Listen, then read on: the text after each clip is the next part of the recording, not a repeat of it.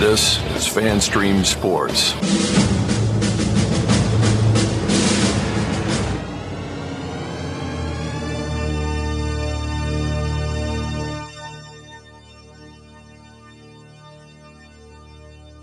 Can I please have your attention? And I need all of you to stop what you're doing and listen. The following program is recommended for mature individuals and may contain material unsuitable for morons, cretins, and dishwipes. If you are a moron, please turn off your radio, because we don't need any more stupid, narrow-minded, pencil-neck geeks who would know the First Amendment if it came up and bit them on the butt. Thank you. Yes! Here we go! I guess I want to take this opportunity to tell you a little bit about my pants.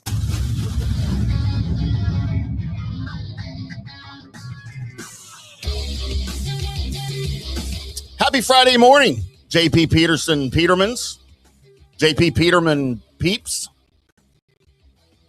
JP Peterson Scoundrels. It is a JP free show today. Surprise, I'm here. You get an IndyCarTim show, you get the IndyCarTim Open. How you like that, boys and girls? Probably the first time many of you have heard that. But it is not a happy Friday. I will tell you what we are going to do today, and many of you will be involved in the show, as you always are, and we appreciate that very, very much. JP, so distraught over the loss last night, he decided not to do a show. I'm just kidding. He had to change his flight for his weekend visit with his daughter in Nashville. So he's leaving town early on Friday. He said, hey, I don't really want to talk about the Bucs anyway. So that's why I am here.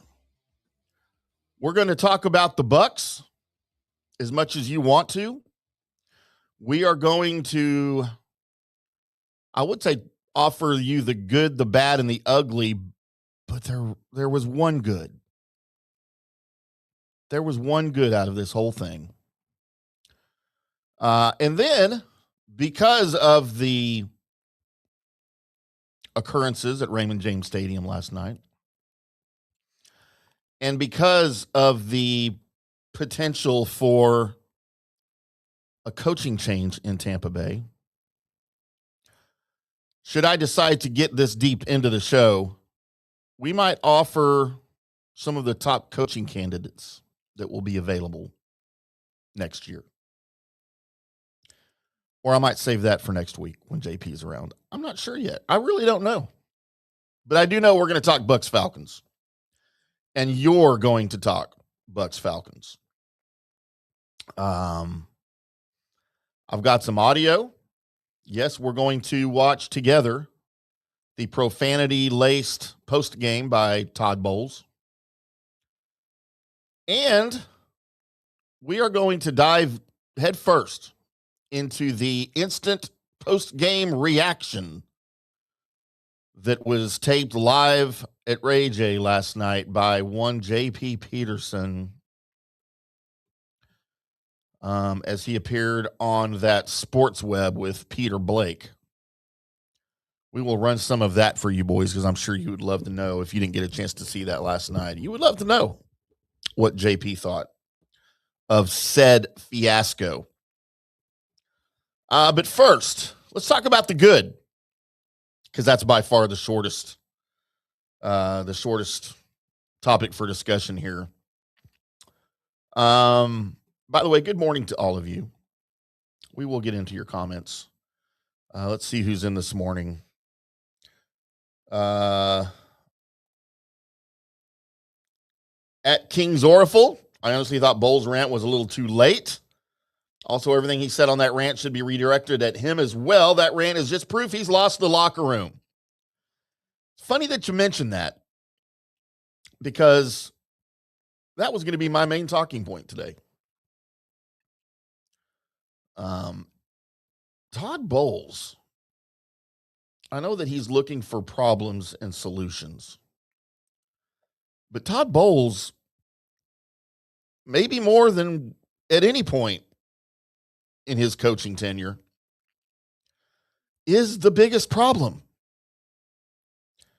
And I'm not sure that he would dispute that if you brought that up to him face to face. The post-game press conference was so out of character for him. And look, I'm not there covering the team like JP is, but JP will be the first to tell you that was completely out of character for him. As we all know, we've all seen post games before from Todd, but it was completely out of character for him, which tells me many, many things on many, many levels about where he is, about where this team is, and about where this thing's going. Not just the rest of this season, but where this thing is going after this season. Let's go ahead and listen to that. Let's listen to some Todd Bowles post game. If you are driving your kids to school in the car, kids earmuffs, because I did not bleep any of this out intentionally. We played it here on Dallas radio earlier this morning before I came on here, and we had to bleep the whole thing out, obviously. Thank you, FCC. But not on this show, because I think it matters. I think it absolutely counts. So let's take a listen to Todd after the Bucs 29-28 meltdown, faceplant, whatever you want to call it, at Ray J Stadium. You don't make excuses. You gotta fucking care enough where the shit hurts. You gotta fucking care enough where the shit hurts. It gotta fucking mean something to you. It's more than a job. It's your fucking livelihood. How well do you know your job? How well can you do your job? Well, you can't sugarcoat that shit. It was in the fucking excusable, and there's no fucking answer for it. There's no excuse for it. That's what you tell them in the locker room. Look in the fucking mirror. Look in the effing mirror. I almost feel like Todd Bowles was talking to himself in the mirror there last night, because he certainly should have been. And this tells me that he's lost. I don't think Todd Bowles knows what to do or how to fix this. That is a man speaking from the gut, from the heart, that's frustrated, that is oozing failure right now, that is bleeding failure. And he looks so lost. He looked lost on the sideline. He looked lost in the post game. He looked lost at halftime when this thing was still in question. A couple of good points from last night. Mike Evans. I thought Mike Evans looked pretty good. He gave us a hell of a scare when he got undercut, as Baker Mayfield, for whatever reason, is trying to kill his wide receivers here late in the season with some of these throws. But Mike Evans, 6 catches, 132 yards. Now, the alarming part of this is 6 catches on 12 targets. That's not Mike Evans' fault. That is a testament to how much Baker is struggling right now. He does not look good. Mike Evans last night, that was the Mike Evans that we've missed. And Mike Evans showed the emotion on sidelines. I didn't see anybody else doing this, by the way, guys. Mike Evans in that final Falcons drive, he showed all of the emotion on the sideline. He was pissed. He was hurt. I didn't see, including the coaching staff, I didn't see anybody else that looked upset. Everybody had that deer in headlights look, like what just happened, including your team leader, Baker Mayfield. And that, to me, is the terrifying part of this. I think Baker Mayfield is lost as well. I think Baker Mayfield is drained physically. We know he's hurt. He's dealing with a number of things. I think Baker Mayfield emotionally is drained. I think Baker Mayfield is lost. He doesn't know what's going on. He can't make the throws right now that he knows he should be able to make. And while he's giving it his best shot, I don't know that that's what's best for this team right now. Baker Mayfield, 19 to 34, 2 touchdowns, an interception, sacked 5 times. And in those 5 sacks, as well as some others that he escaped, inexplicably escaped, he looked confused. He looked tentative. He looked worried. And he looked uncomfortable. Baker Mayfield doesn't look comfortable in the pocket right now, and that is not what you want from your quarterback.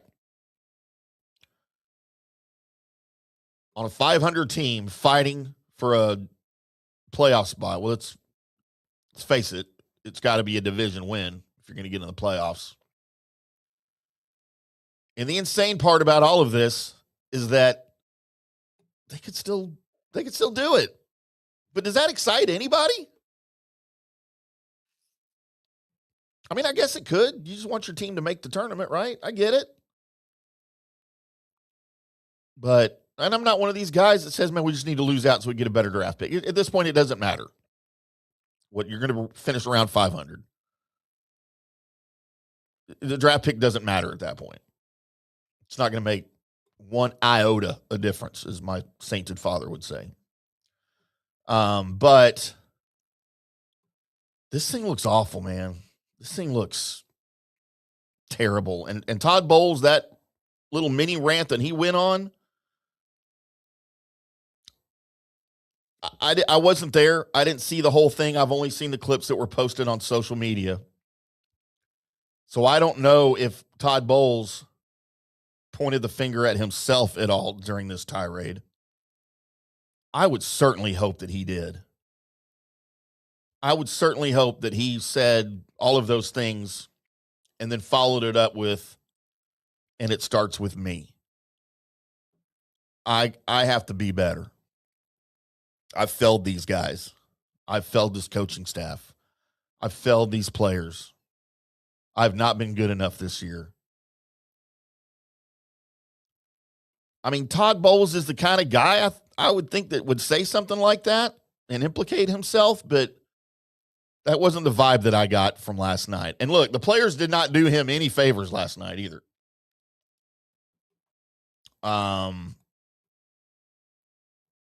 That defense, the defense is, we've talked about it already, guys. We all know this, right? The defense is broken under Bowles. The offensive line is broken. There wasn't one player along that offensive line that had an even decent game. That thing was a mess, and Baker knew it. Baker had no time. He was never able to set his feet to make a throw unless it was a quick throw, a 2-step quick throw. And for whatever reason, they didn't run a lot of those. You found some success run blocking. You found some success on the ground. Bucky Irving, 16 carries, 60 yards. You had 88 yards, on the ground. By the way, Rachaad White, 1 carry, 20 yards. Rachaad White gets 20 yards on his lone carry and doesn't get the ball again. I didn't see that he was injured. Sean Tucker had a touchdown, 4 carries, 7 yards. 22 carries, 88 yards as a team. 20 of those on Rachaad White's lone run. So I'm not real sure what is going on in Grizzard's head. I don't know if Josh Grizzard, because this is a vastly different game plan, different scheme offensively than we saw even earlier this season, which was Grizzard. I don't know how much coach speak Grizzard is getting in his ear from Todd Bowles. I want to do this. We need to do this. I want to do this. You know, that happens, even though Grizzard's the offensive coordinator. He works under Bowles. Bowles is a defensive guy, but he obviously has a vision for his offense on his team. I don't know if Grizzard is just suddenly bad at his job or if his hands are tied with what he's trying to do. That happens in the NFL all the time. but the offense is terrible right now. It's awful. Ibuka, 4 catches on 7 targets. Again, Baker tried to kill him a couple of times with some throws. McMillan's first appearance this year, 2 catches, 38 yards. Godwin, 4 catches, 20 yards with a tutty. You didn't have your tight ends involved at all. Tez Johnson was targeted 1 time, no catches. Devin Culp had a catch, including the touchdown. Yeah, man, this thing's broken. And it's broken all the way around. And I've got a picture here I'm going to share with you guys. To me, there were 2 fumbles in this game that could have turned the game for the Bucs, including this one here that I still can't figure out what happened.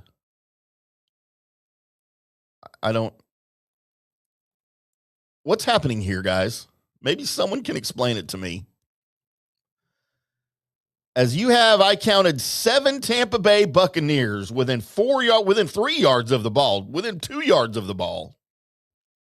7 Buccaneers. And you have 1 Falcon who's laying face down on the turf with a buck on top of him. And yet, somehow the Falcons recover that, and that would have iced the game for you. What in the hell? We never saw a replay that showed anything. I don't know who recovered it for the Falcons. I never saw that. But how in the world does Tampa Bay not come away with that recovery? That might be one of the most mind-boggling puzzles to put together. You could show that photo to 1,000 people, and 1,000 out of 1,000 would say, well, the orange team had to get the ball. The orange team got the ball. No. And I honestly don't know how. I would love that. I would love to know. I would love to have seen some replays. I know that, shuffling goes on under the pile, of course. But I would love to have seen how 7 Buccaneers could not recover a football in the scenario that we are looking at on the screen. Man, I'm telling you, I don't friggin' get it. It's one of the most mind-boggling things. This loss was, look, you guys, y'all know that I've seen some bad football in my time as a Cowboys fan and as a Saints fan. Sorry, don't hold that second one against me. I was born there. But this run in the last month by the Bucs might be the most frustrating run of football I've seen in a long time. And look, I know, again, injuries, right? This is more than injuries. Not every guy on the team is injured. Right now, every guy on the team effing sucks. This is not about injuries at this point. All you needed was a win. At this point of the year, I don't care about style points. I don't care how you win the game. If Atlanta misses that field goal at the end of the game and the Bucs win, I'm coming on here today telling you guys what a great win this was. They played horribly, but all that matters is that you got the win. That's the goal. At this point of the season, with what you're going through, there's no bad wins. Just get the win. That's all that matters. And you had opportunities. And you couldn't do it. And that last drive quite possibly put the final nail in the coffin on a Bucs season, where you were up 28-14 on the lowly Falcons, by the way, who were dealing with their own injuries. Hopefully you heard Sandra Golden from Atlanta on yesterday, and all she was doing was talking about how bad this team is. She couldn't believe that we were thinking that the Bucs were going to lose. She's like, well, y'all clearly haven't watched any Atlanta football. Well, neither team wanted to win it last night. You're up 28-14. You had Atlanta pinned back a 3rd and 28. And look, when it was second and 18? And Atlanta committed one of their 19 penalties on the night. By the way, you're up 28-14 in the fourth quarter against a team who committed 19 penalties in the game, a franchise record. By the way, that's nowhere near the NFL record. It's in the 30s somewhere. And you had them, and when Bowles accepted the penalty, which made it 2nd and 28, I was like, man, I was thinking I'd rather turn down the penalty and have 3rd and 18, right? But it didn't matter because you stopped them on that second down play. So you have 3rd and 28 on the Falcons' final drive. Cousin hits Pitts for 14 yards. You now have a 4th and 14. It's 4th and 14. And I'm still thinking, it's just a stop. Please, one stop. But somehow David Seals, who couldn't catch a ball to save his life, finds his way down the far sideline, uncovered, unseen, undetected. No Bucs player, even in the TV shot of him on the sideline, and converts the first. And at that point, I'm like, well, yeah, obviously this one's over. Can only hope for a missed field goal. 3rd and 28, 4th and 14, and you can't get one stop at the end of the game. No, you don't deserve to win because you're a broken team against another broken team with their 170-year-old one ankle backup quarterback who owns you, by the way. Since joining the Falcons last year, we know the narrative here. Kirk Cousins now 3-0 against the Bucs, 1,158 passing yards, 11 touchdowns, 1 pick. As he goes 30 of 44 for 373 yards last night. If Kirk Cousins just played the Bucs every week, we'd all be saying, Tom Brady who? It's insane. As I jump off my soapbox here. Let's get to some of y'all's comments. Appreciate y'all bearing with me here. Michael LaRue, Bowles can cuss out the players all he wants, but actions speak louder than words. If nobody gets benched or cut the players, realize there aren't any real consequences. It's been this way for 4 years. You're 100% right. There's no consequences. Who's he going to bench? Can't bench anybody. You don't have any depth. Is that his fault? No. Is it just bad coaching? Maybe.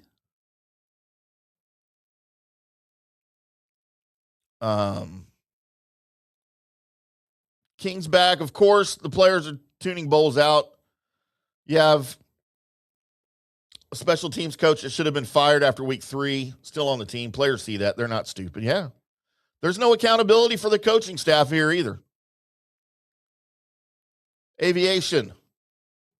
Those guys don't care. Lost 5 of our last 6, and it took a guy sitting out 3 months to finally start yelling at the team. I've never once called for Todd's job, but he's officially lost his guys, completely lost this ship. Yeah, 100%. You can tell by the body language on the sideline by the players, and I think you can tell by the body language from Bowles. Baker deserves some of the pointing too. Inexcusable turnover swings moment. 100%. Baker is not playing well. And we know this isn't the Baker that we've come to love here in Tampa. He's hurt. He can't make the throws that he needs to make. He's hurting the team by playing.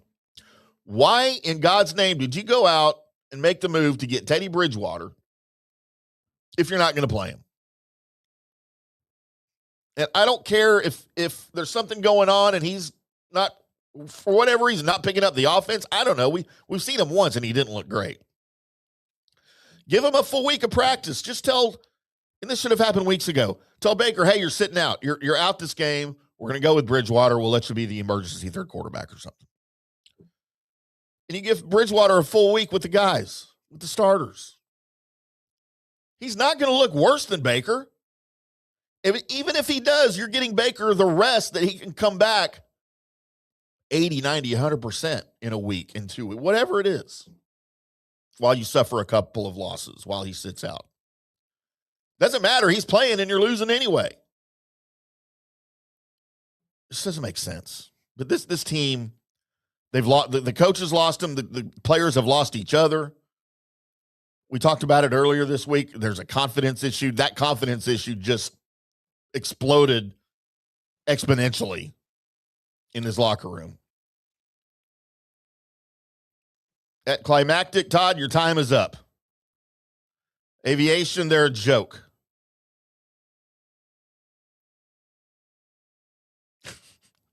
Bucs basement, just know we see you. Climactic, shout out to the receiver room. They look good. Baker is okay. He throws that type of interception often, though. Baker is not okay. This is not Baker. I don't know who this is. This is not Baker Mayfield. This is the Baker Mayfield that we saw 75% of the time in Cleveland because of other deficiencies on the team. That's not the Baker Mayfield that signed with the Buccaneers.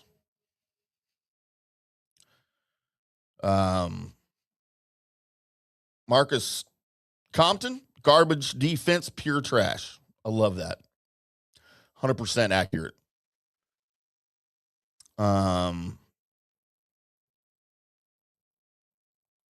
Got some lightning talk here.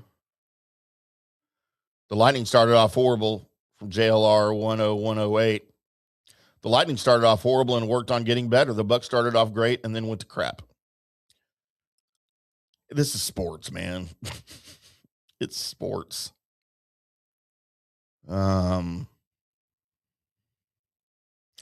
Baker threw the pick, but that defense, of course, couldn't answer. Yeah, Baker made a mistake. And if you've got a decent defense, the defense can bail out quarterback mistakes. Happens all the time. But again, I'm just going to say, 3rd and 28, 4th and 14, and then the photo of the fumble that 7-on-1, and the one somehow wins. This looks like the most dejected team that I've seen in a long time, and rightfully so. They should be dejected. The coaching staff should be dejected. Climactic says, this loss makes it easier to stop giving a damn about this season. I think for some that happened a couple weeks ago. And Todd Bowles, by the way, getting lit up as he should all across social media. Now there's, of course, some guys that are going overboard, but pre-fired. We talked about Mike Norvell being pre-fired at Florida State. Has Todd Bowles been pre-fired? We kind of joked around about that yesterday with JP. Hey, Todd, go ahead and go. You don't have to leave the building yet, but go ahead maybe and just like clean out some of your desk, stuff that you don't think you're going to use for the next month. Maybe go ahead and get that out. Anything you don't need immediately. Yeah, it's probably best to box that up and put it in the back of your Escalade. You're not going to need it here. You know, and I've been asking JP all week. Kyle Pitts, by the way, a free agent at the end of the year. You have any interest in going and making a run at Kyle Pitts in free agency to potentially solve your tight end issues. And he shrugged it off. He's like, no, man, I hear things from Atlanta about Kyle Pitts. All right. Well, I will trust your intuition and your sources. But boy, howdy, last night, Kyle Pitts, as Douglas Batista throws up some stats, 11 catches on 12 targets, 166 yards, 3 touchdowns. Kyle Pitts looked pretty good last night. Now, I know it's against the Bucs defense, but I always felt like Kyle Pitts had that in him. And maybe Atlanta's just not the place to bring it out. That is also a broken franchise. When he came out of the draft in 2021, I called Kyle Pitts the best non-quarterback in that draft. And, obviously coming out of Florida, the guys, we called him a generational talent. I still think he's got that in him. So, yeah, insane. Hello to you too, Nathan Elliott. Climactic brings up a good point. If Sills didn't drop that layup, it would have been over earlier probably. That was a horrible drop. Kirk Cousins couldn't believe it either. David Moser on Facebook, welcome in. And if he's supposed to be a defensive guru, then why is the middle of our field wide open over the last 3 years? It's a bad scheme. His defensive scheme is a bad scheme, and he has never adjusted. And then we'll throw this other thing out there. Todd Bowles is probably one of these guys that's a great coordinator. He can be a great coordinator, can't be a good head coach. There are lots of guys that falls under. You know what?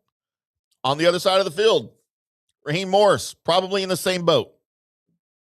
He's a good coordinator, terrible head coach. Not everybody can do that, and that's okay. Know your calling. Be the best at what you're good at.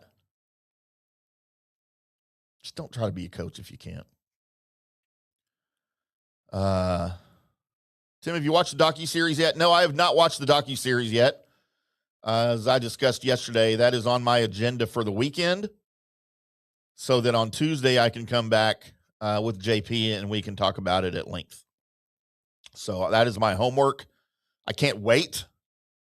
I am obviously while I've been a Cowboys fan first, I've always sort of been endeared to the Bucs because I loved I 6 years old when they came into the league. I just loved their uniforms. And to be honest, I loved their stadium. I loved the sombrero, the way it looked on TV. It was awesome. And as a kid, you sort of drawn to different things.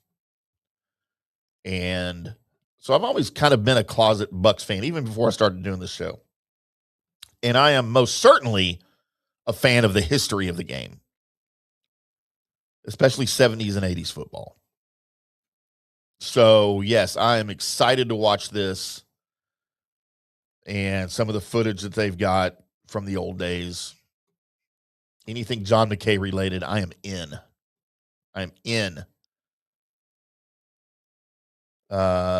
Nathan says he was at the game last night. I was there when the clock hit 0. I cannot believe the meltdown that took place. Nathan, are you talking about in the stands, from the fans, from the players down on the field, all of the above? Interesting. Very interesting, I believe. All right, let's take a quick break here, guys, and get on schedule, and then see what we can come up with on the other side. Thought I had something here audio-wise for y'all, but I'm not able to find it.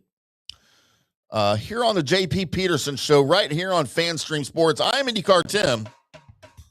It is a JP free show, except for he'll be on the recording for the postgame last night.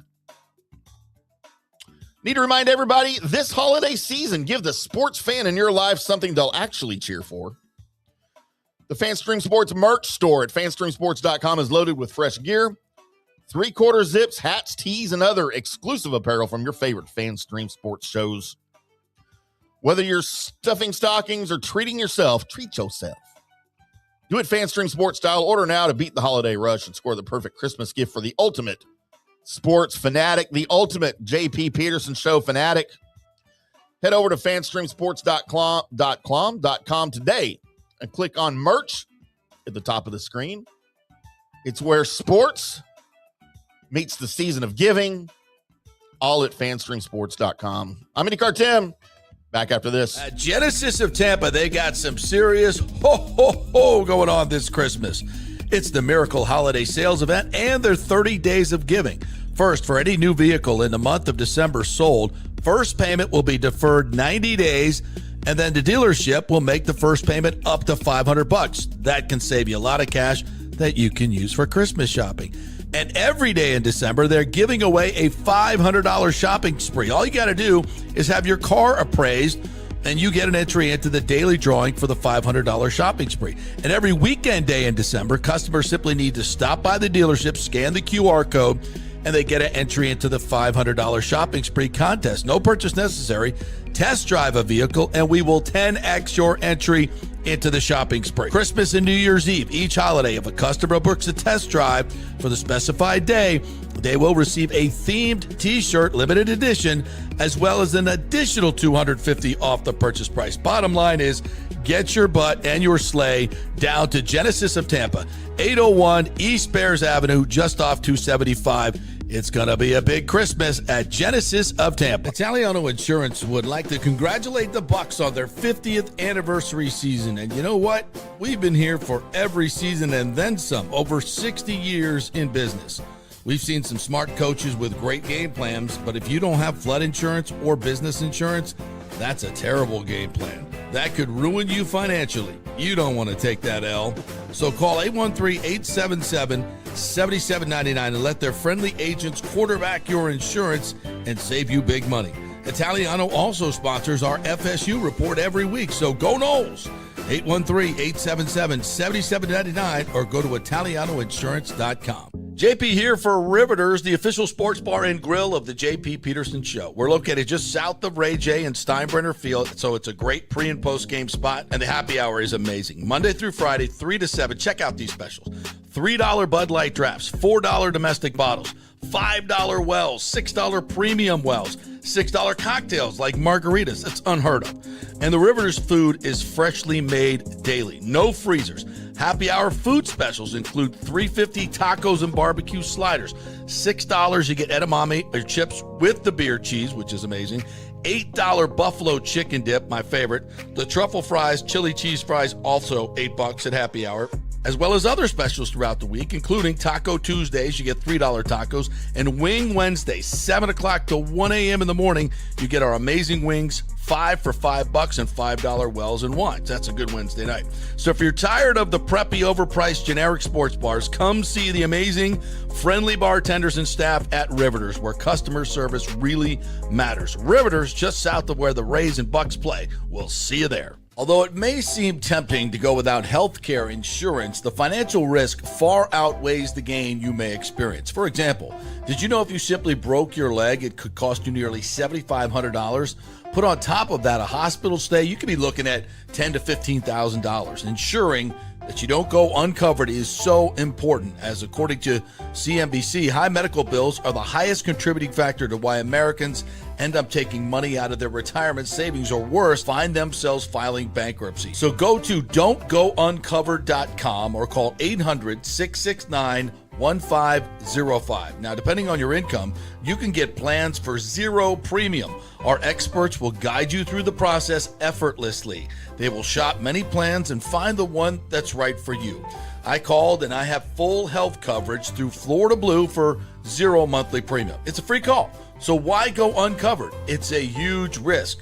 Go to don'tgouncovered.com or call 800-669-1505. That's 800-669-1505. Hey, JP here for my concierge medical professional, Chris Lugo, PA. You've heard him on the show for a couple of years, where he shares invaluable medical, nutritional, and supplement advice. With Chris, it's like having a medical provider as your best friend.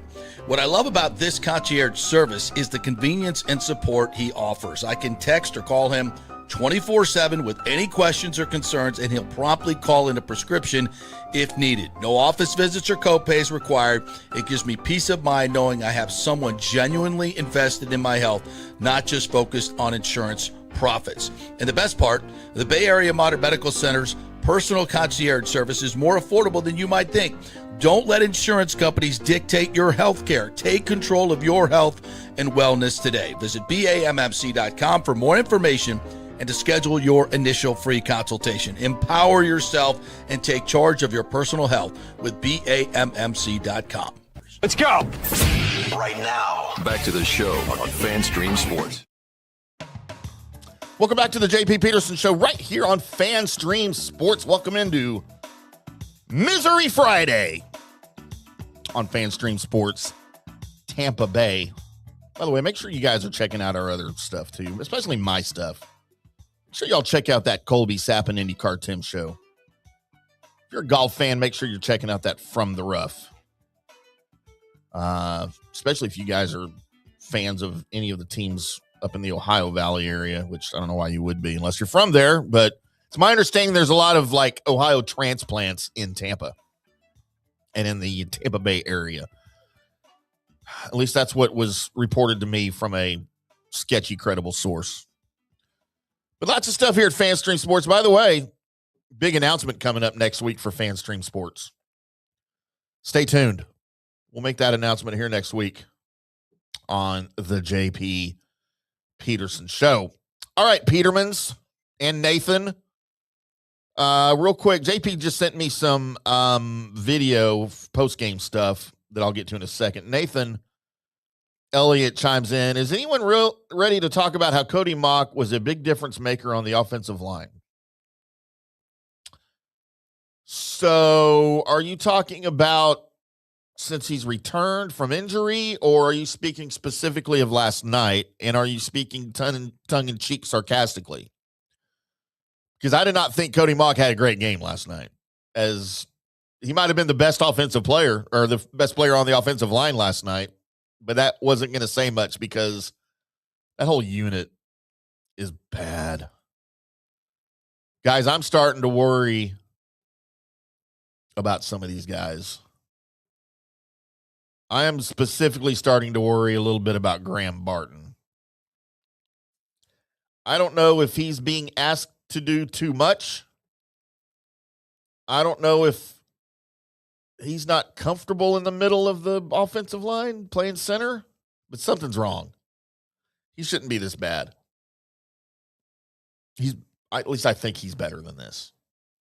So I don't know what's going on there. We praised the draft pick. I did. But man, I don't know, man. I've got some, Malk is on IR. I know. So JP sent me some audio here. So let's see if we can figure out what this stuff is. That JP sent here. Believe we're going to have some, well, JP, where did you put it? Believe we're going to have some, I believe we got some Baker. Nope, that's not Baker. I want to hear Baker. You guys are up 2 touchdowns with 10, 12 minutes left in the game. Just talk about that. Disappointing, obviously, but falls on my shoulders. Can't turn the ball over. Can't have that interception. And then just you gotta hit Mech in stride on that 3rd down. Listen, you can say what you want about being up 2 scores and the defense right there, but we have to be better on offense. And it comes down to how I play. This one's gonna haunt me. This falls on my shoulders. You talk about Mike tonight, the effort, the production, the juice that you guys got. Yeah, obviously Mike played really well, but I think not only him but J-Mac as well. They both brought energy. Yeah, it was good to see that, but it comes down to me executing. Sorry, guys. I said Cody Mock. I did not mean Cody Mock. I meant Luke Gedeke. I'm sorry. I misspoke. I've had some Jaeger this morning. I'm not going to lie. Yes, I was speaking, of course, of Luke Gedeke, not Cody Mock. My bad. I saw Cody Mock in the comments here, and his name, for whatever reason, jumped into the forefront of my brain. So that's on me. I was speaking of Luke Gedeke, not Cody Mock. My apologies. But as far as Baker goes here, yeah, he's owning it. But you know what I'm seeing out of Baker right there? If you were able to kind of watch his facial expressions, and if you were able to kind of, I don't know, man, he looks like a deer in the headlights. He looks like he is checked out, like emotionally. And I don't know what I'm looking for from him. That doesn't seem like the Baker Mayfield, even after a bad game. He's usually got a little bit of emotion, a little bit of variation of inflection of his voice. He just seems like, yeah, guys, I know we suck. Let me have it. And he doesn't seem like he's speaking like he believes there's any light at the end of the tunnel. And when I say this entire team on their sideline, with the exception of Mike Evans, he showed some emotion last night. But man, nobody else did. Everybody else had that same look that Baker Mayfield just had on his face during the postgame. Man, it's very disheartening. Let's see if JP sent me something different on Bowles than what I had. We'll check it out. See what exactly can be done so that they're ready in these situations. Well, I just told you, we're ready in the situations. We got to execute. And the coaches and players are all in it together. When the coaches are bad, the players are bad, and vice versa. We've been in these situations. We understand what's happening. We know exactly what's happening. We got to execute better. And if you got to execute better, you definitely have to coach it better regardless. And that's where it is right now. We're all in this together, and nobody's pointing fingers. But at the same time, we got to hold each other accountable, and we got to be better than that because there are no excuses. Specifically, what happened? There are no excuses. He said it. Does he mean it?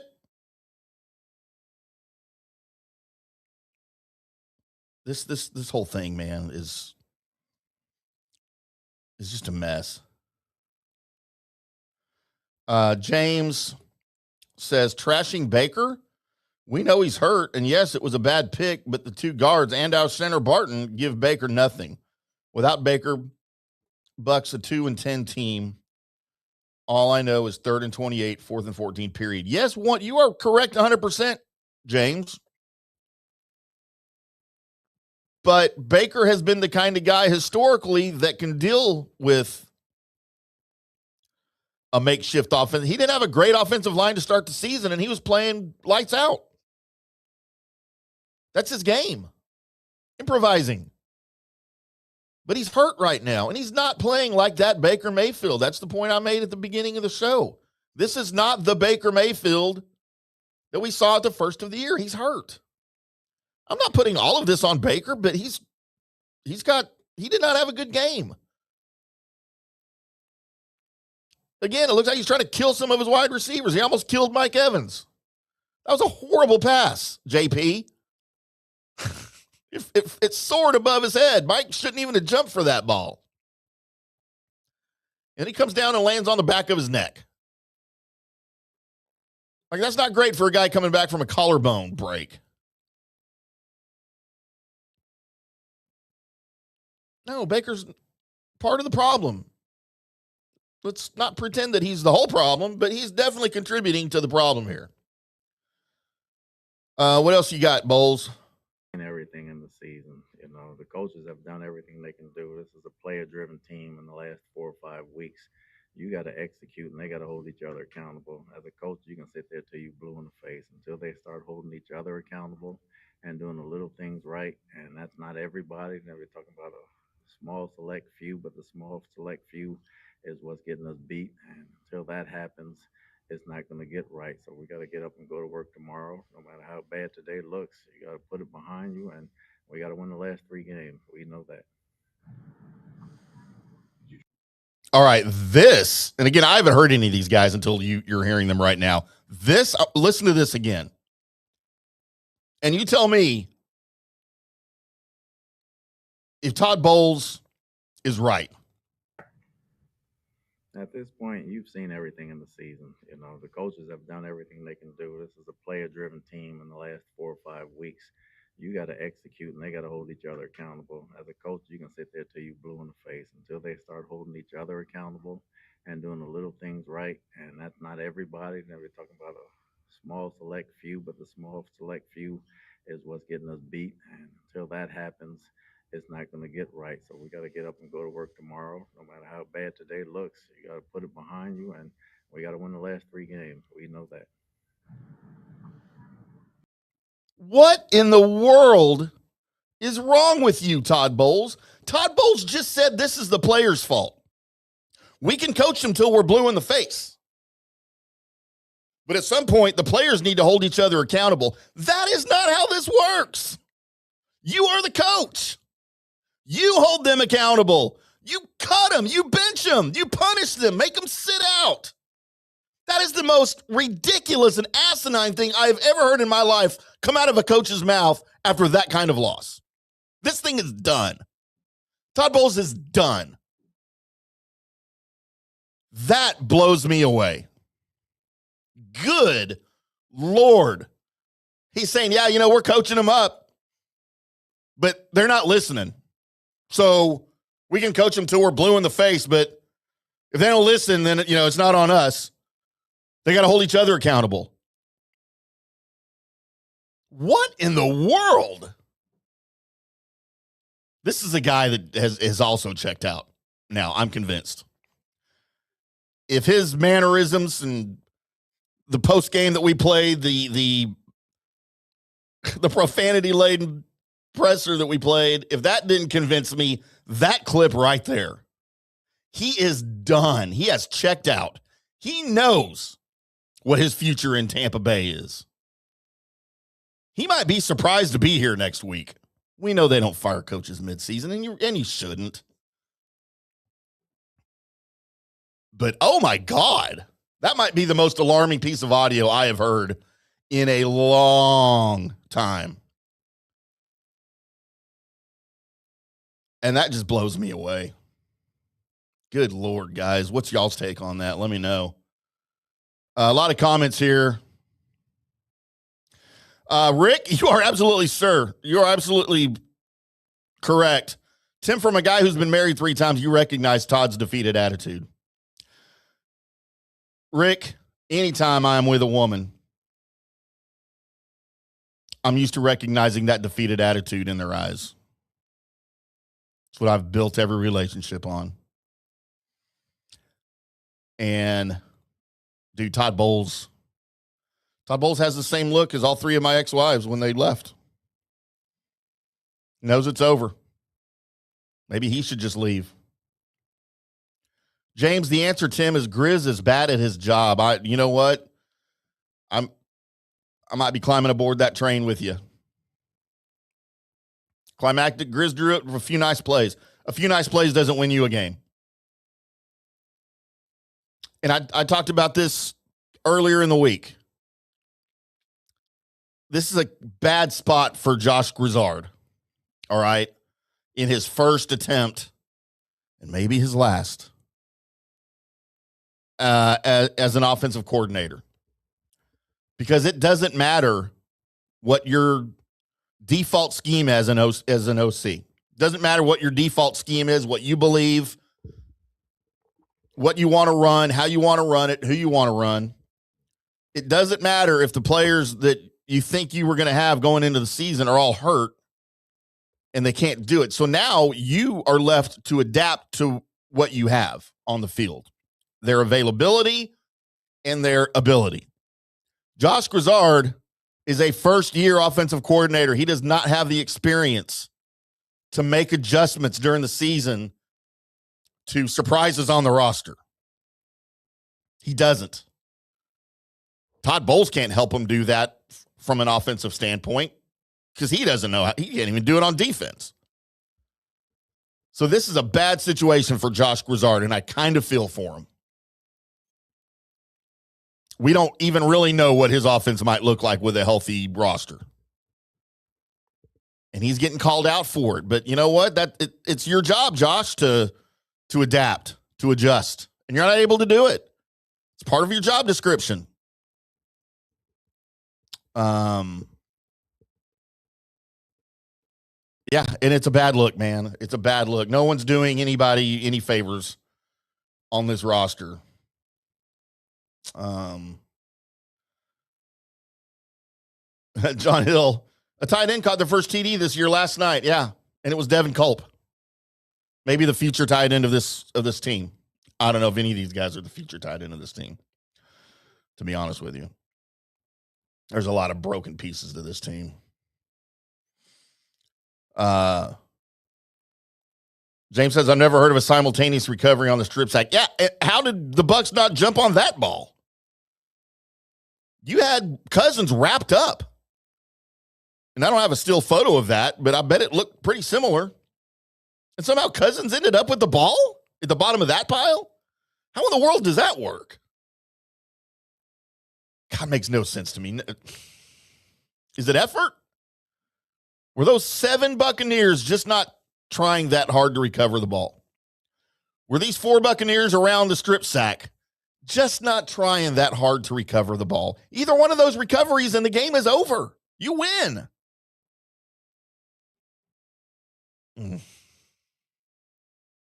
Formerly known as Jeff B. betting is what happened. All right. Look, I get it. I know that's a narrative. I don't agree with it, but sometimes it's hard to deny that there's something there. It's just bizarre, guys. Man, damn. It might take me a week to soak all this in, especially after that Bowles audio that we just played. Oscar, all the coaches need to be fired at the end of the season. Too many penalties, no pass rush, O-line collapsing so fast Baker can't get in any rhythm. 100%. I don't know that a 100% healthy Baker Mayfield could find a rhythm with all of this going on. Now, you'd like to think 100% healthy Baker Mayfield could escape some of those sacks. You'd like to think he'd be a little more accurate with his throws and not try to kill Mike Evans. And maybe you convert some of those throws and you're in a better spot. But he's not healthy. He's got a messed up shoulder. And no, it's not his throwing shoulder, but it still matters. It still hurts. Kenneth McClary, the good news about last night was I made $130 betting that Tampa would find a way to screw it all up. And that they did. Good job by you, Kenneth, because I picked the Bucs to win that game. Maybe I've watched too much Falcons football. And I don't know. Climactic Cousins screwed us again. Yeah, and look, you're looking at 2 teams that are probably going to have new head coaches next year in Atlanta and Tampa Bay. And oh, yeah, so I was going to bring this up. Captain K. Did anybody see when Todd Bowles was being interviewed, just coming out at halftime, when he said that they have to play better zone? I, in fact, did see that, and I had that in my notes. I meant to rewind that and take a video of it to play today. But I was kind of lazy, and I didn't, the honest truth. But I knew hearing that. Like when he said that, it sounds like we have to play better zone. That means that in his mind, his players are screwing up his scheme. We have to play better zone. So what he's saying is that, well, I have this perfect zone scheme drawn up. The guys just aren't running it right. They got to be better. They got to play better zone. Well, maybe make some adjustments. Maybe fix something. Maybe try a different defense. I don't know. Is zone the only defense that Todd knows? We know he knows a little man-to-man. Man, I don't know. It's a bad look, man. It's a bad look. It's a bad sound. Yeah, James, you can't blame refs this time. Falcons had 19 penalties. Can't blame the refs this time. John Hill, very, very good point. The long snapper does not suck. Also, I meant to bring up in my goods, along with Mike Evans, Chase McLaughlin. McLaughlin. Chase the kicker. I never know how to say his name. I have friends with that same exact last name. One of them pronounces it McLaughlin with an F, and the other one pronounces it McLaughlin. They're spelled exactly the same, but they're different pronunciations. I don't know what Chase's preferred pronunciation is, so don't want to do him a disservice because he was one of the goods. And look, even Kirk Herbstreit, Oscar Pena 486, Kirk Herbstreit kept saying zone defense for the Bucs is not working. Coaches need to adjust. Kirk, have you ever watched Buccaneers football before last night in the past 4 years? That's all they run. And it never works.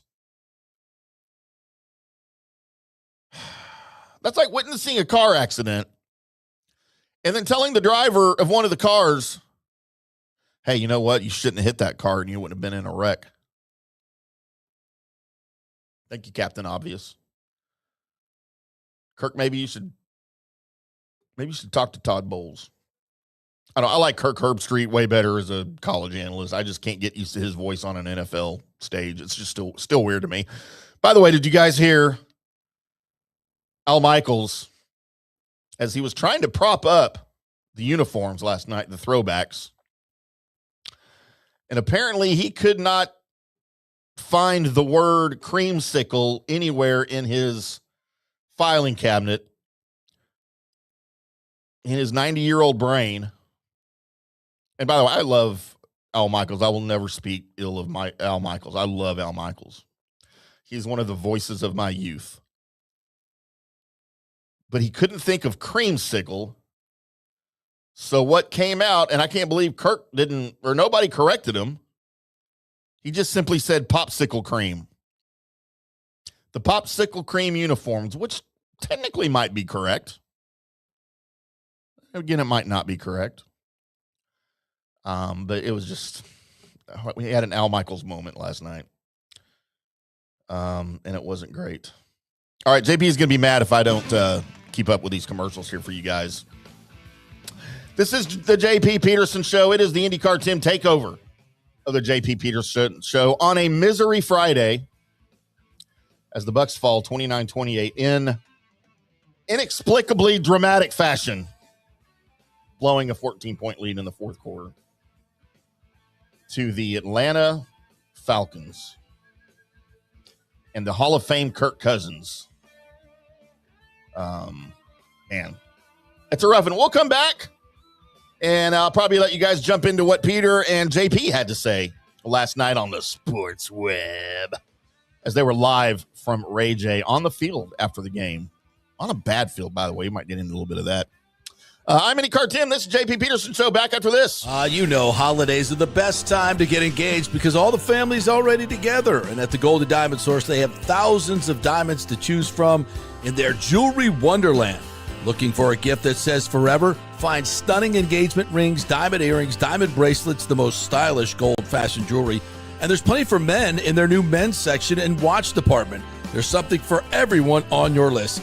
And don't settle for anything less than perfection. At the Golden Diamond Source, they make it easy to give a gift they'll never forget. They wrap it up nice for you. You don't have to do any of that, guys. And they have a great staff there. You may not know what to get your lovely wife or girlfriend, but they do. Let them do the work. Hey, finance your purchase for 0% interest for up to 5 years. You could get a $5,000 diamond for only $84 a month. Don't go to the mall. Go to a local company and keep it local this Christmas at the Golden Diamond Source. 3800 Ulmerton Road. Always online at thegoldendiamondsource.com. Some love you give only at Golden Diamond Source. JP here for the Jeeves Law Group and my man Scott Jeeves. If you're going to hire an attorney, do you want some guy looking for a quick settlement and a quick buck, or do you want an attorney with some chops? Scott is a board-certified civil trial lawyer and a certified circuit court mediator. Been practicing in the Tampa Bay area for over 30 years. He is a peer-reviewed AV preeminent rated civil trial lawyer. They just don't hand out those classifications. He's been the lead class action counsel on many complex consumer protection cases and has handled hundreds of serious personal injury cases. He's dedicated his career to protecting injured victims and is committed to vigorously representing you. We're local, we're trusted, and we get results. Personal injury and personal attention. Call for a free case evaluation. That's 888-9-JEEVES. That's 888-9-JEEVES. The Jeeves Law Group. Welcome to Kingmakers, home of the JP Peterson Show studio and Tampa's premier business networking and social club for members only. By day, it's an exclusive, vibrant co-working space with a stylish conference room, focus rooms, a full production studio, and an in-house marketing team. And by night, Kingmakers transforms into a sports-centric social hub with a full sports bar, golf simulator, and exclusive events. For young entrepreneurs and seasoned professionals, it's the perfect place to work hard, play hard, and make big moves in Midtown Tampa. Close the deal, celebrate the win. Only at Kingmakers. Become a member today at kingmakerstampa.com. Your business, your club. JP here for Third Generation AC and Plumbing. And Third Generation really says it all, folks. The owner, my friend John Rodriguez, has been in the AC and plumbing business since 1995. They built their business on honest assessments and doing great work on time for a great price. Simple, right?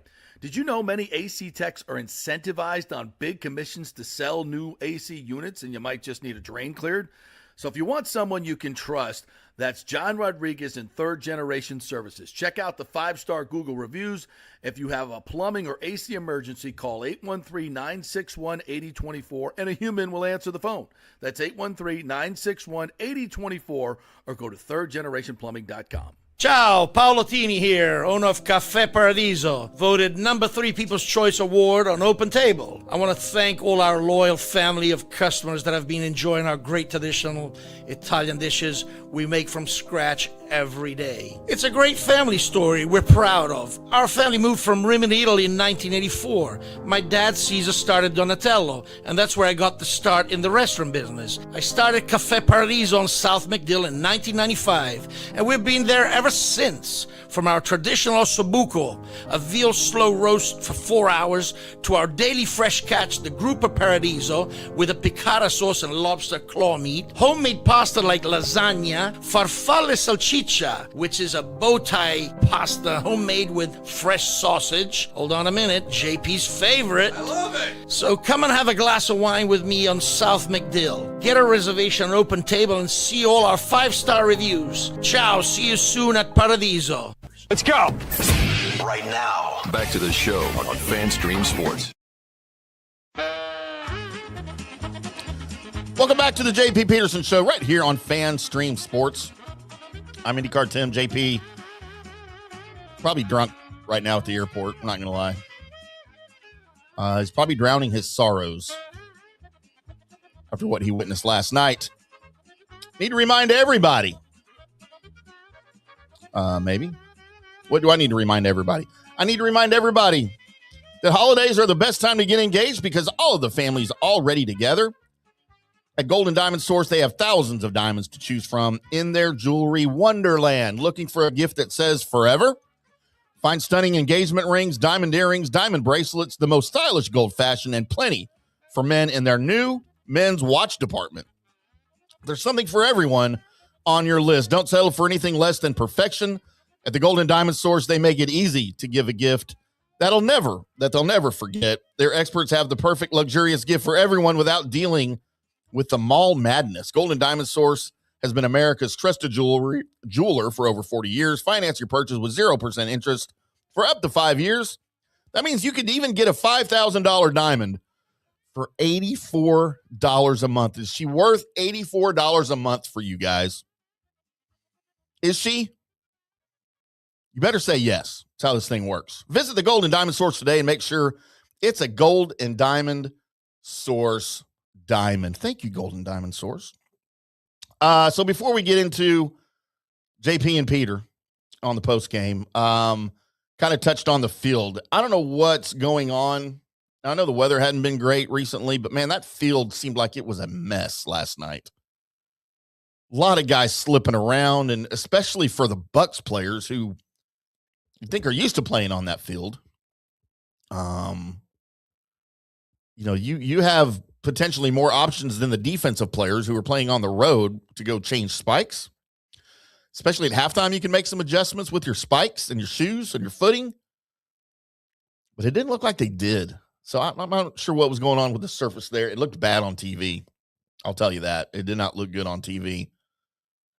As good as the throwback popsicle cream uniforms looked, in the stadium draped in orange, and that huge logo in the middle of the field, that just looks so great, by the way, guys. Look, I know, especially after tonight, this whole curse narrative is going to perpetuate even more. I still think that's so great looking. I love the stupid orange. I love the creamsicles. I like the white creamsicles, too, that they broke out earlier in the year for the first time. I like both of them. I don't have anything against pewter and red. But, man, that color, there's something about that color. And some of you guys are like, God, no, stop it. There's just something about it, man. I'm not going to lie. Joel Forsland says, extra bonus to last night, Falcons likely to keep Cousins and Raheem one more season. I disagree. I think Raheem's done. And I think Cousins is gone. Especially after his performance last night. It's a lot of guaranteed money.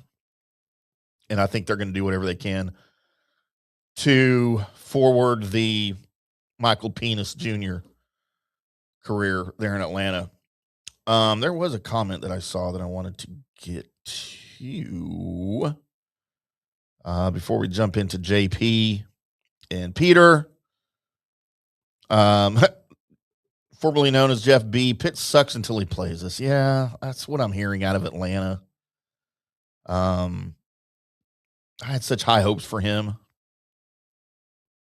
Kyle Pitts from Joel Forsland. Kyle Pitts has 6 TDs in 7 games versus Todd, 8 TDs in 68 other games. Well, there you go. So maybe Kirk Cousins and Kyle Pitts just need to play the Bucs every week. Yeah, there's just a lot of good takes from you guys. Appreciate everybody tuning in without JP. Appreciate everybody commenting, being part of the show. Jeff B, formerly known as Jeff B, docuseries is amazing. Yeah, I can't wait to watch it this weekend. I'm going to be dialed in during my coverage of other stuff all weekend. Wish I could find that comment I was looking for. I had a snarky comment for it. I saw it during the commercial, but now I don't know where it was or who it was. Nathan Elliott, Tim, it's an effed up lost Friday. Okay. It's still a miserable Friday, a misery Friday, but yeah, I like effed up lost Friday as well. Andre all day, enough is enough. Todd, shitty bowls, gotta go, Maine. Yeah, I agree. Joseph Collins, Tim, you're doing an awesome job. Well, thank you, Joseph. I appreciate that very much.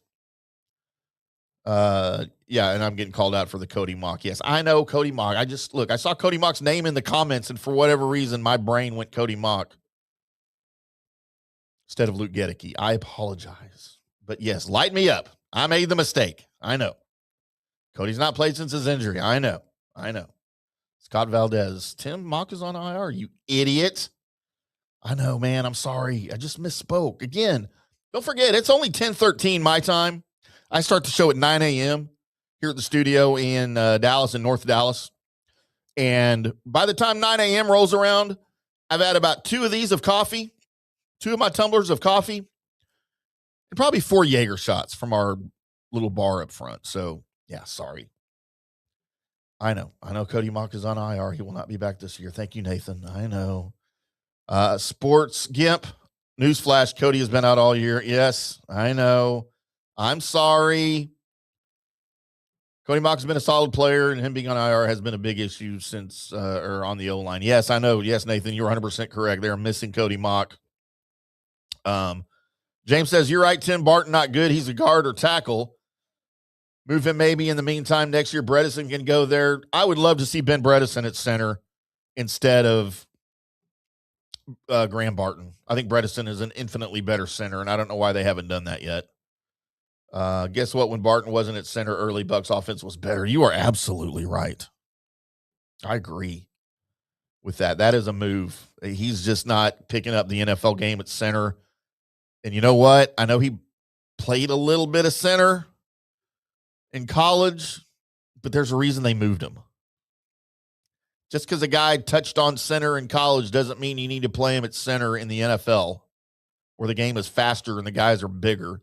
If you struggled in college, you're probably going to struggle in the pros at that same position, especially when you looked so good where they moved you. So, yeah, I don't like that he is. It was a nice experiment when you brought him in. I get it. You drafted him for that purpose. I get it. But if it didn't work, it didn't work. It's time to go to plan B.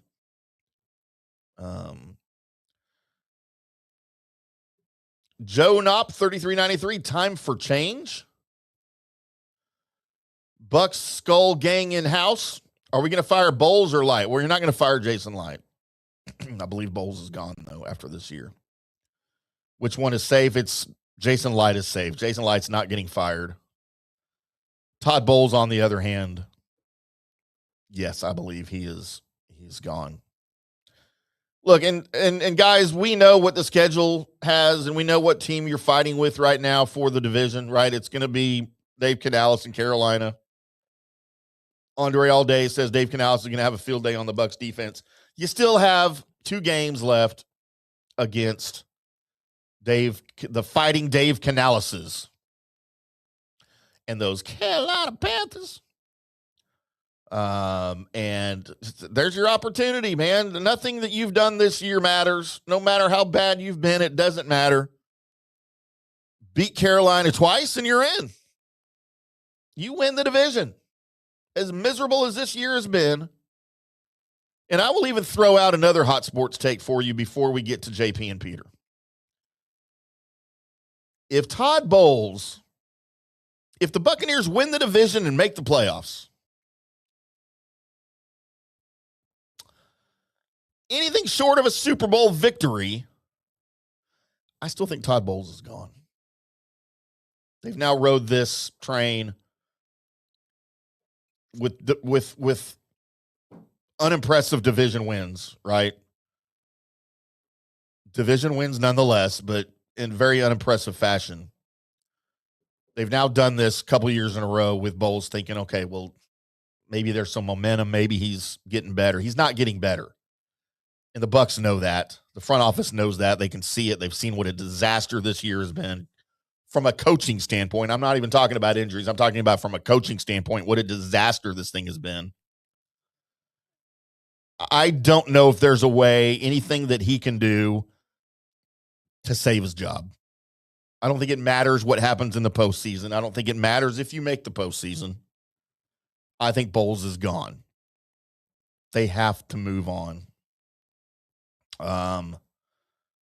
Bilal Bell, they have to damn win the Super Bowl to keep him. Even then, like, that'd be great.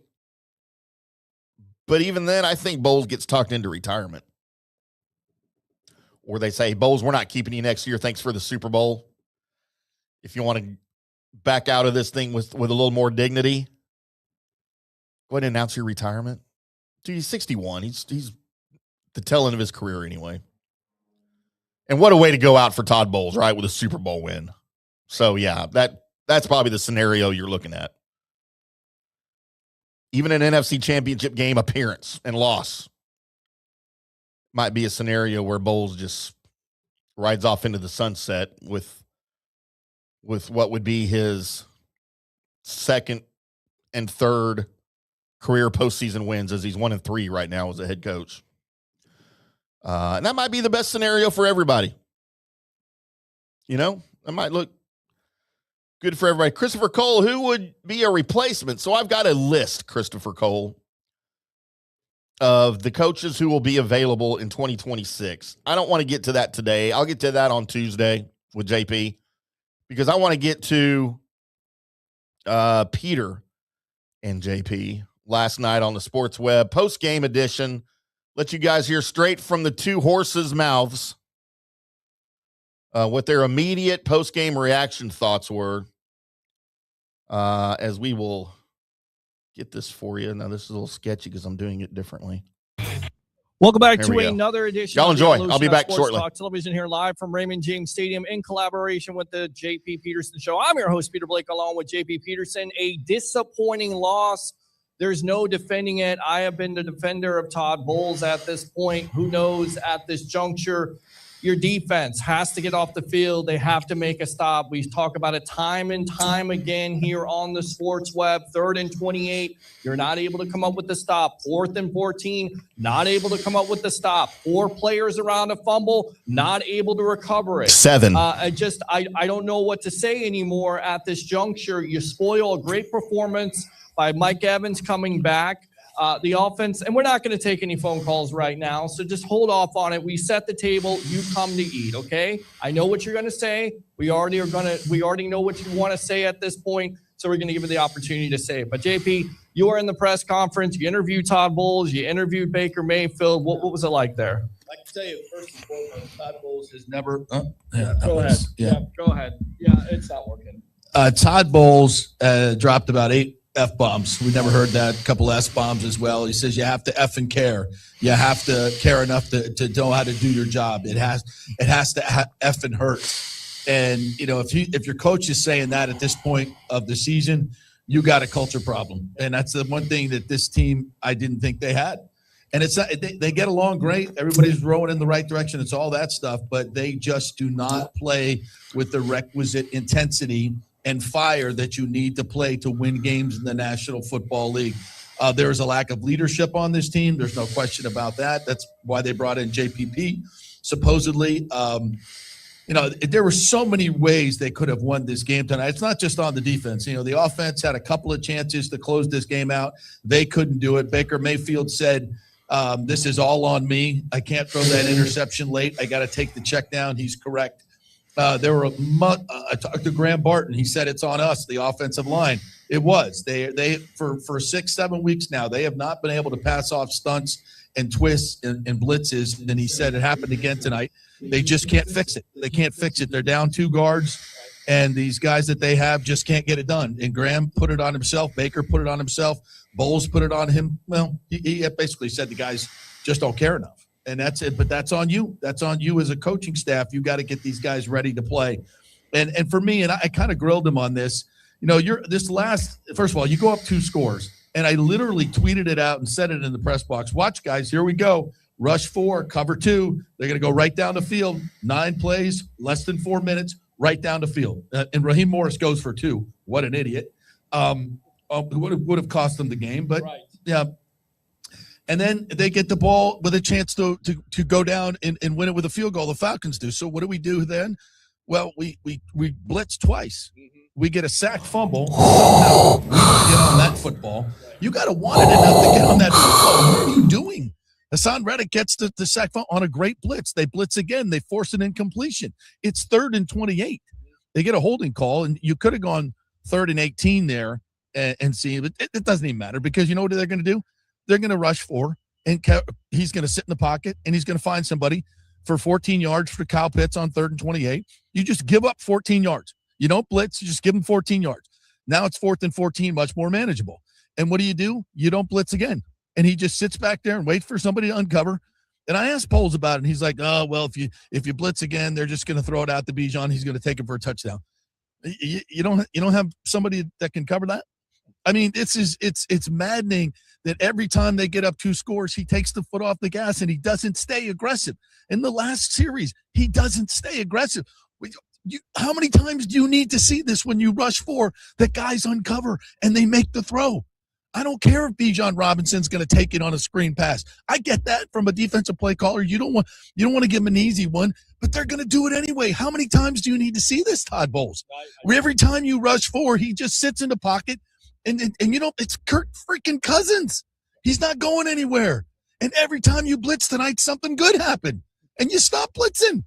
It's just he's so scared to have Bijan catch it in the flat and go to the house. I can kind of understand that, but you're scarred so many times by playing it safe. At some point, why don't you just let it rip and just, especially with Kirk freaking Cousins, get after. It seemed like every single time they blitzed, something good happened, and every time they didn't, something bad happened. I'm not a genius play caller like Todd Bowles, but I can figure that out. Keep effing blitzing. Yeah, it's makes me crazy. You're absolutely right about it. It works now. It's okay. working now, but you're absolutely right about that. At the end of the day, you get a blitz from Antoine Winfield Jr. on the 2-point conversion. Yeah. You rush forward with Hassan Reddick there. He's able to get in there. Looks like he causes a fumble, but that was a blitz. That was a blitz on that one. Yeah. So every time you blitz, and I get a lot of people say, well, every time you blitz on this thing, you leave somebody open. I'm willing to be aggressive at that point instead of play that zone. Well, I saw at least 3 times they blitzed, and Kirk, it affected the throw. He couldn't complete it. He had an open receiver. He did. Right. But the pressure was such that he couldn't complete the throw. He couldn't step into the throw. That's what pressure does. You don't always get the sack, but you force incompletions because the quarterback is just not sitting there on his back foot, stepping into the throw where to me, you can't cover that long in the NFL. You just and guys like Kirk Cousins are accurate enough and still have a good enough arm that you can sit in the pocket, and if nobody's going to come after you, you can put your foot in the ground and find a small spot and get it in there. And he does it time and time again. Offensively, they had some really good moments tonight. Mike Evans was fantastic, and what a difference makes Jalen McMillan, and having a full complement of receivers, this team can be really, really good on offense. The problem is the protection. The protection was awful tonight again. And in key moments, Baker was running for his life. They ran the football at times, but this offensive line is getting overwhelmed every single week. And it happened again this week. And, I get news for you. Derek Brown and Carolina Panthers are coming, and they're a much better defensive line than they faced. So this team's in a lot of hurt. If they sweep the Panthers, they can get into the playoffs. But at this point, can they even win a game? You've lost to the 2-10 Saints and the 4-9 Falcons coming in with those teams with nothing to play for. You have everything to play for. You're at home, and you can't get wins, and you're giving it up. Defensively, offensively, they had chances to close this game out. Baker throws a pick, and then they can't get first downs when they need it. It's just brutal. It's brutal right now, and listen, everybody is going to talk about firing Todd Bowles, and it's absolutely appropriate. It's absolutely appropriate. As much as I love that man, and as a human being, he's top shelf. Right. But as a football coach, he just does not inspire greatness in his team. He does not inspire intensity. He does not inspire, like he said, guys have to effing care, and they don't.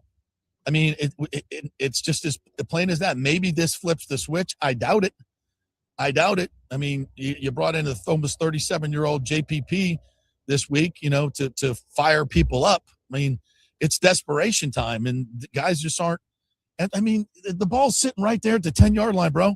You strip Levante David strips Mooney, and it's sitting there, and 3 freaking Buccaneers jump on it. Must be the creamsicle, bro. The creamsicle on your hands, I guess it gets creamy. Yeah. You can't get the ball. Right. You had a fumble down here that Hassan Reddick finally gets a sack fumble to win a game. Jump on the ball. Jesus effing Christ. I agree. So many opportunities. Bijan Robinson's making guys look silly because you can't tackle them in the flat. I don't know what the hell's going on with this field, but it was once the best in the league, and Baker's slipping all over the place. Graham Barton told me he was slipping all over the place. That's not an excuse. They're not using it as an excuse. It's I don't know what the hell's going on. Both teams got to play on it. So whatever. Jacob Parrish tonight, because we have mic problems, I guess. So Jacob Parrish, he slipped down a couple times tonight. You're exactly right about this. And at the end of the day, you've got to make the open field tackles, and we saw that tonight. The Bucs got some breaks because it could have been a lot more points put on the board with the wide receiver dropping the ball there. But again, it comes down to 3rd and 28. What are you doing if you're a defense? If your staple of your defense is to get after the quarterback, and we saw Kirk Cousins do this time and time again, and maybe it is a different voice. I don't know at this point.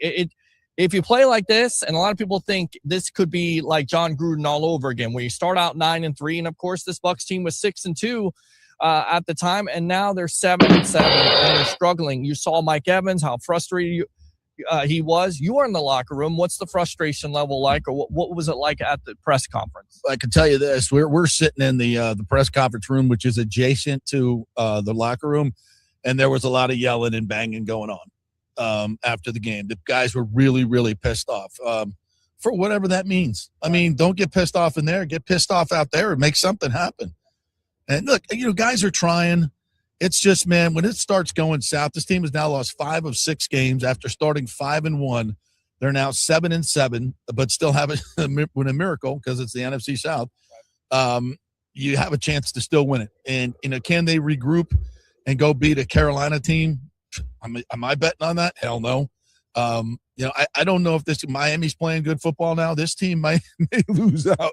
And listen, I'm here to tell you, and I thought this from the very beginning of this season, if this team doesn't go to the playoffs and win at least one game, Todd Bowles, I thought, would be fired. What we're witnessing right here is, the baton death march. He is dead man walking at this point, in my opinion. There's no way the Glazers can watch this at home.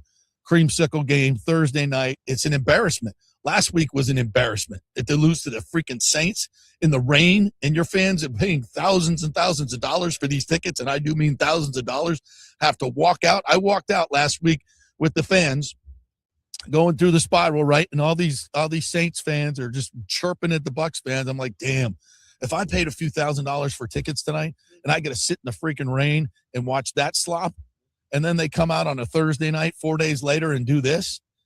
Yeah, I mean, if you're the Glazers, you are irate at this point. And this is your 50th anniversary season. You start 5-1 and everybody's, feeling good. We all want to go home tonight and watch Raise the Flags and celebrate the great history of this football team. You know what? We can't do that now because we're going to go home and stew in this bullshit. Wow. It's just, it's disheartening. It's maddening as a fan. And that's the thing. It's just like there's Todd Bowles malaise now. And it's not just about Todd. It's about these players. These players aren't making plays. Last week they had multiple opportunities to make plays and win the game. They're not doing it. Same thing tonight. Guys had a chance to make plays. He's putting guys in a position to make plays. They're not making them. But that being said, it all falls on the head coach. You're the one that's going to take all the responsibility. And, these guys get paid well. And I know he got a contract extension last year. That means nothing. They have fired John Gruden right after he got a contract extension. So there's no way, especially if they don't make the playoffs, and I don't think they will, frankly, you can come back and sell suites and everything else with Todd Bowles coming back. That's not going to work in a dollars and cents world. They need a new voice. They need a new vision.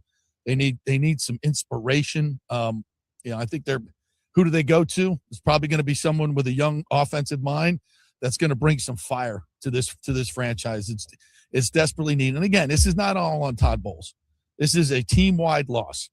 The offense had their chances. They couldn't do it against the freaking Falcons. The defense had their chance to shut down Kirk freaking Cousins, 75-year-old Kirk Cousins who can't freaking move. And you just let him sit back and pick you apart. 365 yards passing in this game. They had 476 total yards. Their yards per play were 7.2. 373 yards. 27 first downs. I mean, that is ridiculous on so many levels. They had 19 penalties. 19 penalties. I mean, they could have that probably nullified another 120 yards of offense. Yeah. Offense, 19 penalties. I would proffer to say, Professor Peterson would proffer to say, no team has ever had 19 penalties and won a game in the NFL. Right. I don't know. I got to call the Elias Sports Bureau, but no. Well, actually, there was one. It was the 2016 Raiders against the Bucs. I remember that game. It was an overtime, missed kicks, and they had 26 or 23 penalties was the record, and they did beat the Bucs in overtime. It was the Raiders. So there you go, right there. As Only I remember, the Bucs can do that. They can lose to a team that has 23 penalties or 19 penalties. Exactly. All right, so open phone lines here. JP, I know you got to go to Orlando. I don't want to keep you all night long. You have the icon here anyway. I do, and I got to fix this mic or something. So we have 2 mics there, but go ahead. JP Peterson Show daily, 10 to 12. We have TJ on. Pete, everybody comes on. We talk Bucs. We do all the Tampa Bay stuff. Join us tomorrow if you can. All right. JP Peterson of the JP Peterson Love you, Show. brother. Good job. Yes, thank you. Love you too, brother. All right, let's go ahead and bring on the media icon really quick here. We're going to work with this one. All right, boys and girls, that was JP and Peter last night. Their immediate thoughts, their immediate reaction. And I guess they had much of the same. That's just like the rest of us. I touched on pretty much, I think, most of what they talked about. It's just confusing. Everyone, I'm getting even from you guys, from the fans, I'm getting a hint of confusion from everyone. And by the way, Rick, that was not my CPAP machine. I don't know what you were hearing. I had my microphone off, so I don't know what was coming. I did the little Darth Vader noise. I did that. But I don't know what everybody was hearing, but it wasn't me. It might have been Kirk Cousins breaking in here. But everybody just seems a little confused by like what's happening right now. Like, how did we get here? That might need to be the question that we're all asking. How did we get here? You guys all go ask yourself that.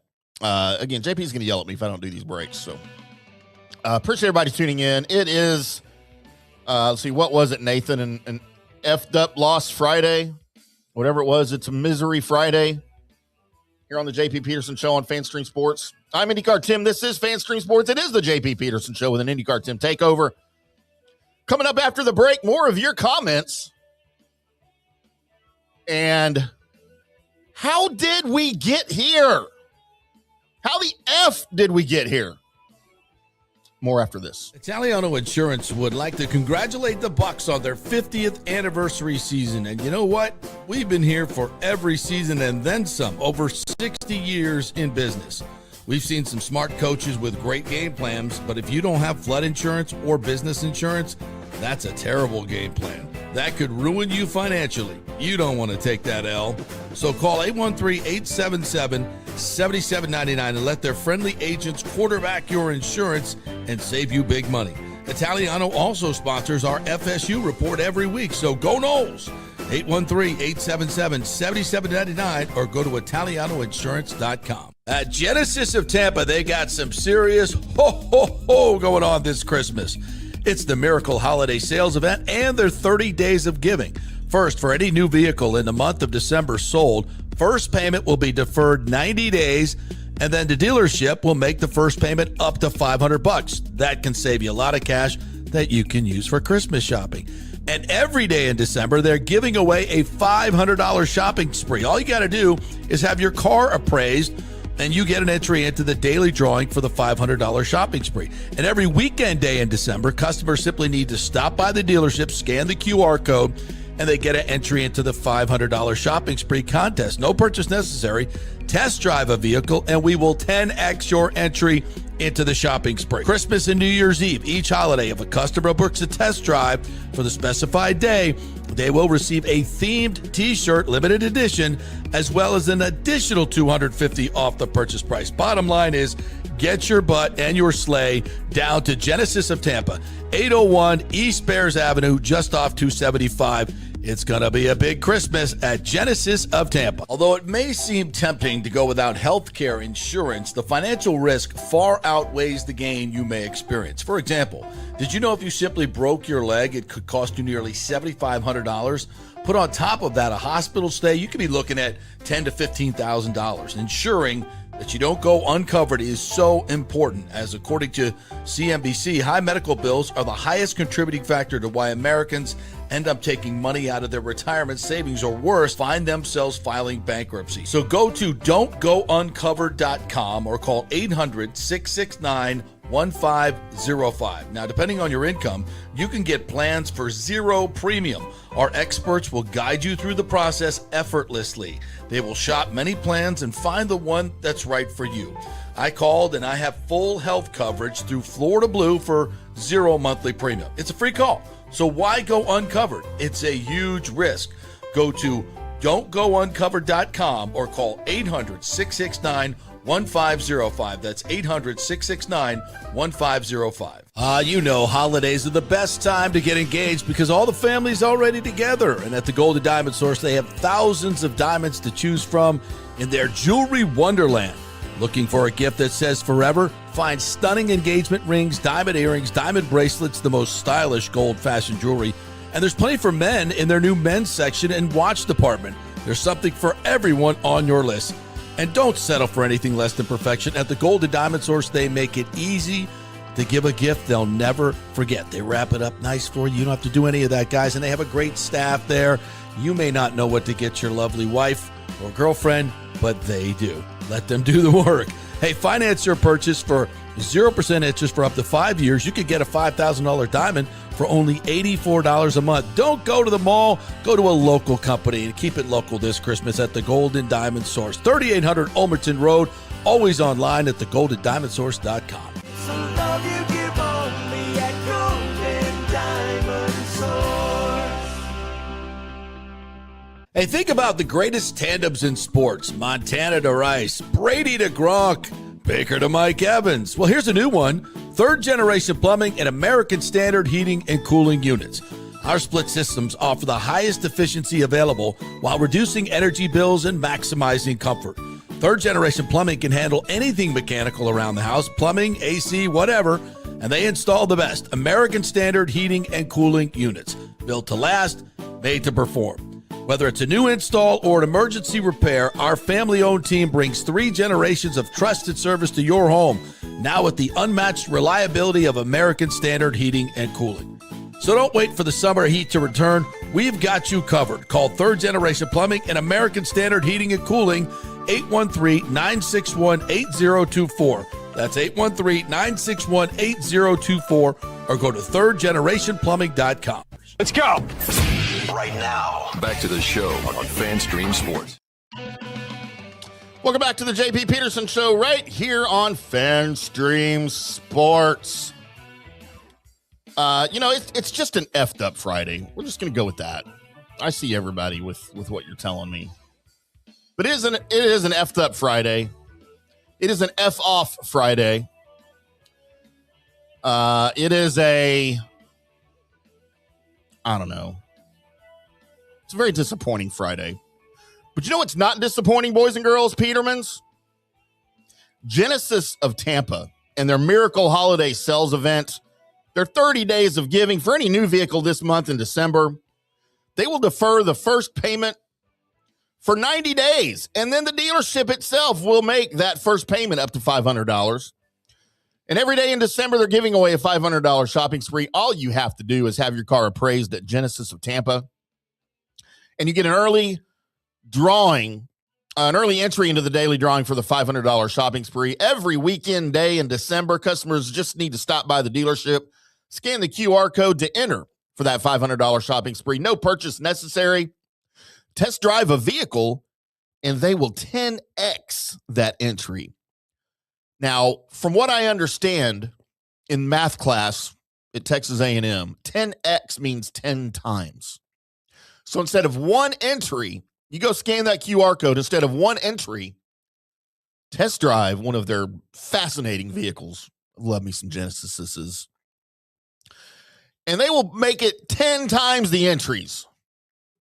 Multiply that by 10 for your entry into that $500 shopping spree.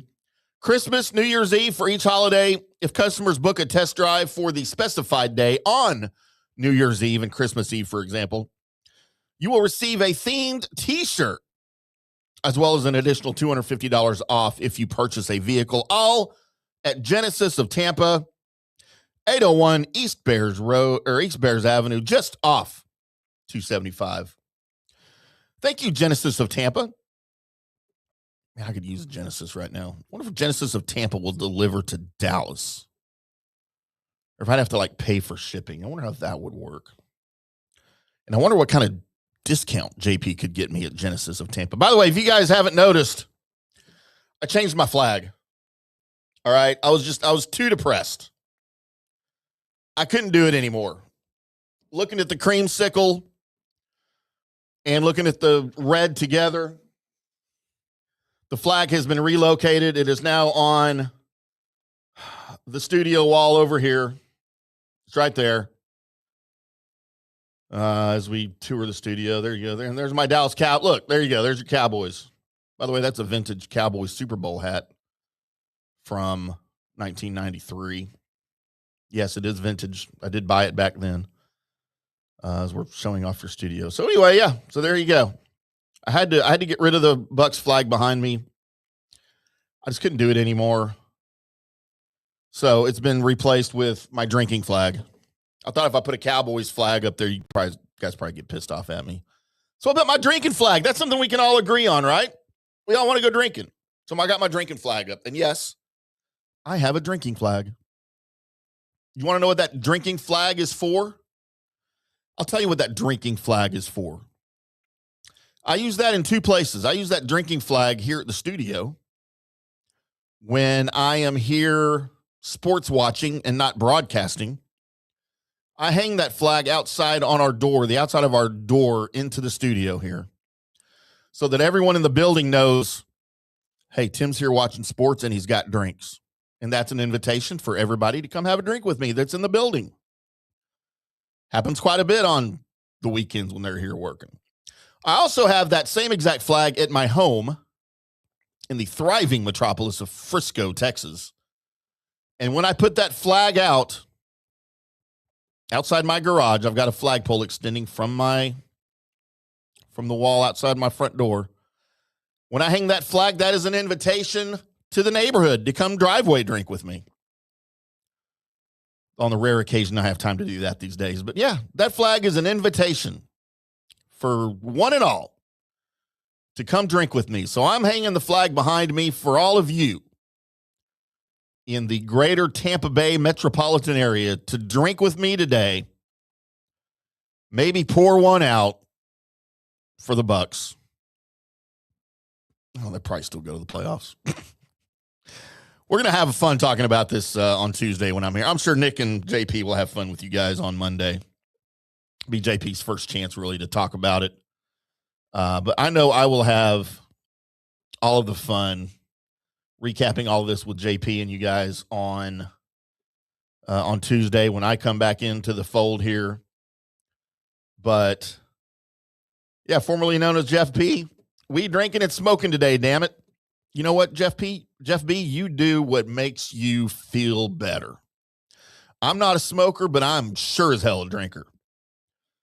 So let's do all of it. Aviation, yes, the popsicle cream uniforms. Thank you, Al Michaels. That will never go away. We are using that. I might use that every time I'm describing these uniforms now. Steve says, at Andrea all day. Andre, look, I'm Ron Burgundy. You put it in front of me, and I'm going to read it like it looks. Andre all day. They're losing in pewter, too. The uniforms aren't the problem. That's kind of true. I don't disagree with that. Because Andre all day said creamsicles are for losers. Oops. But they're those are probably my favorite NFL uniforms aside from the Dallas Cowboys blue shirt uniforms. I still think, everybody says even if you're a Cowboys hater, some of those guys think that at least the Cowboys uniforms look good. I'm not a fan of the white jerseys with their kind of green silver pants. I don't like that. I like the blue tops with the silver pants. To me, that's iconic. And you know what? The old Houston Oilers blue, was that Columbia blue? That was iconic too. And so were the popsicle creams. Makes me want cream. And Steve, even Al Michaels was like, all there is orange around the ball. Bowles can't be bothered. I don't know how they can get either one of those fumbles, but it is what it is. We'll talk about it way more next week, boys and girls. I want to thank each and every one of you Petermans for hanging out with me for the last 2 hours or so. We're going to wrap things up here as I've got another show to get ready for at what is noon Eastern, 11 Central. Get right back on this horse. I got to squeeze in probably 2 Miller Lights and another couple of Jaeger shots in between now and then. So we're going to wrap it up a little bit early, let you guys get to your lunches early. Go have some lunch for me. JP Peterson peeps. Yeah, Nathan's not going to embrace the Petermans thing. And I'm kind of with you, Nathan. I don't say this in front of JP. Never been a fan of the Petermans term. Like, I get it. He gets it. It means something. I don't really get it. So I'm kind of with you, Nathan. Don't tell anybody else, Nathan. That's between me and you. I'll go with the JP Peterman peeps. Or just boys and girls. Don Pudge says we can put the creamsicles away for about a decade. Yeah. Thank you to you too as well, formerly known as Jeff B. So yeah, we'll talk about it again on Monday. You guys have a great weekend. Go get you some drinks or some smoke, whatever's legal in your area that you think will help make you feel better, because we all need to stick together at this time of need. We need to support one another, not bring each other down. Think the good thought for those Buccaneers players and coaches as they wrap up their careers in Tampa Bay, quite possibly, and move on to find something somewhere else. You ain't got to go home. You just can't stay here. Till Monday, boys and girls. We'll see ya.